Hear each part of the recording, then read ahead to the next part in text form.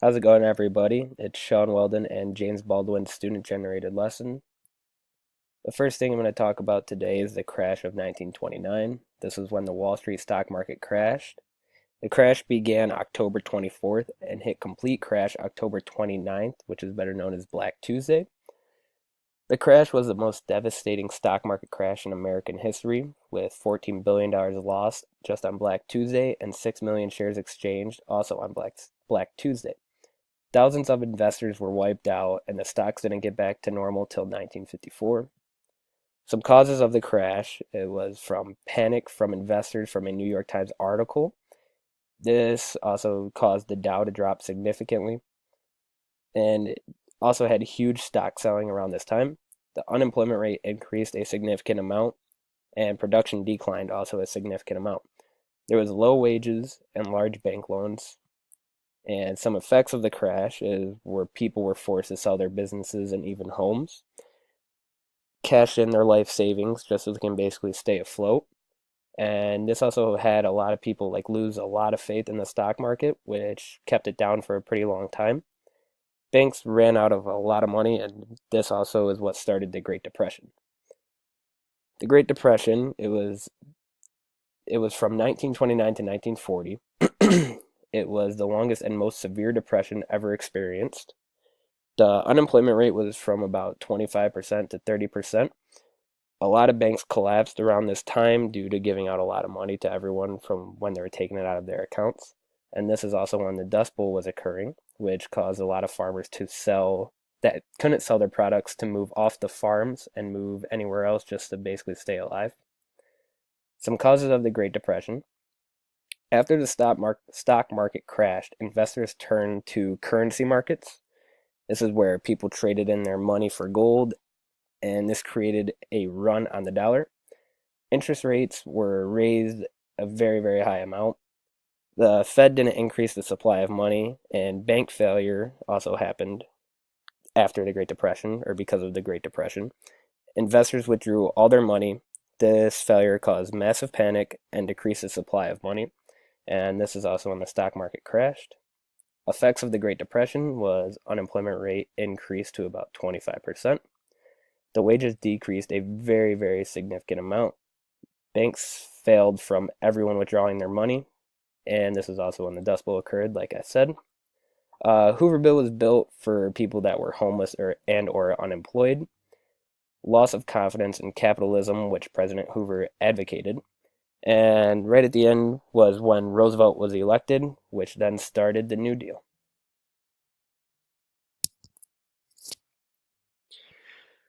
All right, so a little bit about FDR. He was born on January 30th, 1882, in Hyde Park, New York. He was the 32nd president of the United States. He was in office from 1933 to 1945. He was the only president to be elected four times. He is most widely known for guiding the U.S. and the terrible U.S. economy through the Great Depression and World War II. He spent most of his adult life in a wheelchair after being diagnosed with polio. He was also the New York governor in 1928. He was a member of the Democratic Party. He was most widely known for creating his New Deal projects, and he died shortly following his fourth term in office on April 12th, 1945, in Warm Springs, Georgia. Um, and the 22nd Amendment was created after Roosevelt was created for Roosevelt to prevent presidents to serve more than two terms. Um, so, like I said, he was most widely known for getting the U.S. through very tough times, known as the Great Depression. You know, it still rocks our nation today. We still have fears of it. Um, so the new president, FDR, he set forward multiple federal programs um, to help solve the Great Depression. He instituted the three R's: relief, recovery, reform, and as well as many other successful programs, including TVA, Tennessee Valley Authority, the AAA, Agricultural Adjustment Act, The CCC, which is the Civilian Conservation Corps, which is also to help um, young jobless Americans that to help go into the military. The WPA, Works Progress Administration, the SSA, Social Security Act, which we still use today, and NIRA, the National Industrial Recovery Act. Some of the effects of the New Deal that which were kind of tough at first was weak recovery. Although the economy had a very little recovery right away, it was far too weak for the policies to be deemed successful at the time. The unemployment rate slowly decreased to 19% from 25% as previously was stated. Most of the recovery was stemmed from the World War II in the 1940s. Everyone was, in one way or another, helping pitch in for the war. From jobs to creating goods and services to supporting that. So that also helped reduce income inequality, and the Social Security still exists today.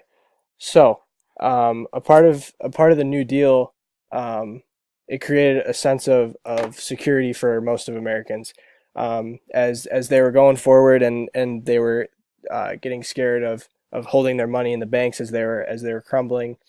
A majority of the people went to the bank and they asked for their money back, but that's just not how the U.S. banking system works. So if there's no money in the banks fail, they collapse, and that's what causes the immense failure.